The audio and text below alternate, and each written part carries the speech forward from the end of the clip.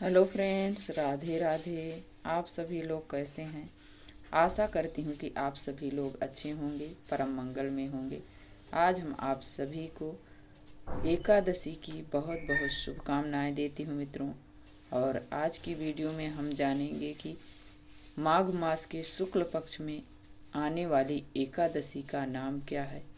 एकादशी की कथा सुनाऊंगी इस वीडियो में, और एकादशी कब से प्रारंभ हो रही है, कब समाप्त हो रही है, पारण का समय क्या है, ये सभी चीज़ें आज की वीडियो में हम जानेंगे। तो चलिए मित्रों, शुरू करते हैं। सबसे पहले मेरा आपसे एक छोटा सा रिक्वेस्ट है कि आप यदि हमारे चैनल को अभी तक लाइक सब्सक्राइब नहीं किया है तो आप जल्द से जल्द लाइक करें, सब्सक्राइब करें, बेल आइकन को प्रेस कर दें, ताकि हमारे आने वाले वीडियो का नया नोटिफिकेशन आप सभी तक सबसे पहले पहुंचे। तो चलिए वीडियो को शुरू करते हैं। हम सबसे पहले जानेंगे एकादशी का त्यौहार किस दिन मनाया जाएगा। इस एकादशी का नाम मित्रों जया एकादशी है। इस एकादशी का व्रत रखा जाएगा उदया तिथि के अनुसार 8 तारीख को। 8 तारीख दिन शनिवार रहेगा, व्रत रखा जाएगा।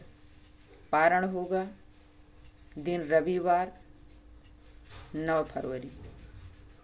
सुबह पारण का समय है, पारण का भी समय बताऊंगी, तिथि कब से प्रारंभ हो रही वो भी बताऊंगी। तो अब हम चलते हैं आपको कथा सुनाने। जया एकादशी की व्रत कथा। कई वर्षों पूर्व स्वर्गलोक में देवराज इंद्र राज्य करते थे। उनके राज्य में सभी देवतागण बहुत प्रसन्न थे। पारिजात पुष्पों से लदे नंदन वन में सोम रस का पान कर रहे थे। अप्सराएं उन्हें प्रसन्न करने के लिए नृत्य कर रही थी और कई गायक सुंदर गीत प्रस्तुत कर रहे थे। मुख्य संगीतज्ञ चित्रसेन अपनी पत्नी मालिनी और पुत्र माल्यवान के साथ वहां पर उपस्थित थे। वहां एक पुष्पवती नाम की अप्सरा भी थी, जो माल्यवान की तरफ देखकर आकर्षित हो रही थी। उन दोनों को देख दूसरे के प्रति आकर्षित देखा देवराज इंद्र क्रोधित हो गए और बोले, हे मूर्ख, तुम दोनों मुझे प्रसन्न करने आए हो या आडंबर कर रहे, लेकिन तुम दोनों की एक दूसरे के प्रति आसक्ति मुझे स्पष्ट दिखाई दे रही है। इस भरी सभा में दोनों ने हमारा अपमान किया है। मैं तुम्हें श्राप देता हूँ, तुम दोनों इसी क्षण पिशाच योनि में धारण कर लो। तभी वो दोनों पिशाच योनि धारण कर लिए और पति पत्नी के रूप में मृत्यु लोक में जाओ और वहाँ अपने पाप कर्मों का फल भुगतोगे।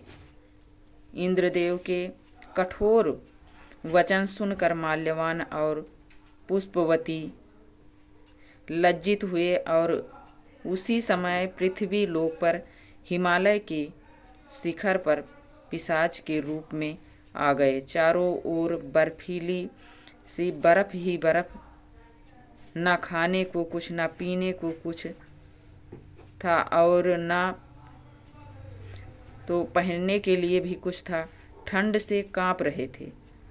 उन्होंने एक गुफा में शरण ले ली। एक दिन माल्यवान ने अपनी पत्नी से कहा, न जाने हम कौन से पाप कर्मों को भुगत रहा हूँ। इस प्रकार दोनों ठंड से गुफा में बैठे रहे। शीत लहरों के कारण उन्हें रात भर नींद नहीं आई और सारी रात जागते रहे, भगवान श्री हरि का ध्यान करते रहे। संयोग से वह दिन जया एकादशी का था। उसी दिन कुछ भी न खाने पीने और रात्रि जागरण करने से दोनों ने पिशाच योनि का त्याग कर दिया। उसी दिन वो लोग अनजान बस रात्रि जागरण हो गई और फिर उनका जो पिशाच योनि का शरीर था वो छूट गया और उन्हें दिव्य शरीर धारण कर लिए। वो एक दिव्य विमान उन्हें स्वर्ग से आया। उन्हें देखकर इंद्रदेव आश्चर्य में पड़ गए और पूछने लगे कि तुम कौन सा ऐसा पुण्य किए हो जो आपको मेरे श्राप से मुक्ति मिल गई। तब माल्यवान बोला, हे राजन, यह तो भगवान हरि ही जाने, उनकी कृपा से हुआ है। हमने अनजाने में उनकी जया एकादशी व्रत का पालन किया, जिससे हमें यह दिव्य शरीर प्राप्त हुआ है। यह सुनकर इंद्रदेव बोले, श्री हरि की भक्तिमय सेवा से मैं तुम्हें स्वर्ग में पुनः शरण देता हूँ, स्थान प्रदान करना। फिर वो स्थान अपना ग्रहण किए। इसलिए सभी को चाहिए कि इस परम कल्याणकारी जया एकादशी व्रत का अनुष्ठान का नियम पूर्वक पालन करने से इस दिन किया गया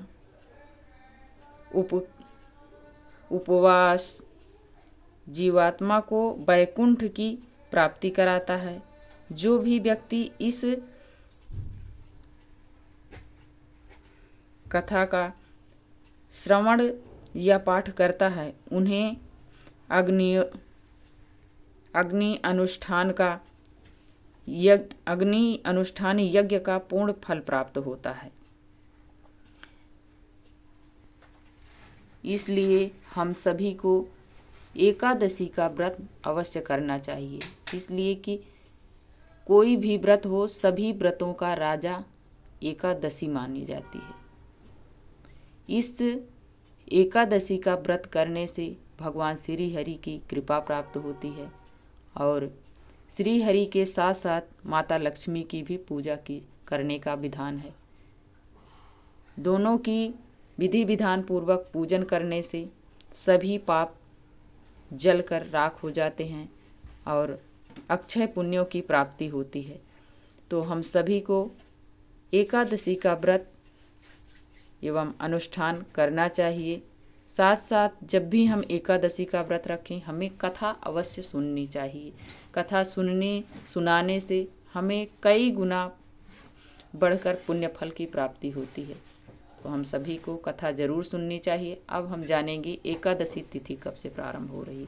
एकादशी तिथि मित्रों प्रारंभ हो रही है 7 तारीख दिन शुक्रवार, 7 फरवरी दिन शुक्रवार शाम के 9:26 पर प्रारंभ हो रही है।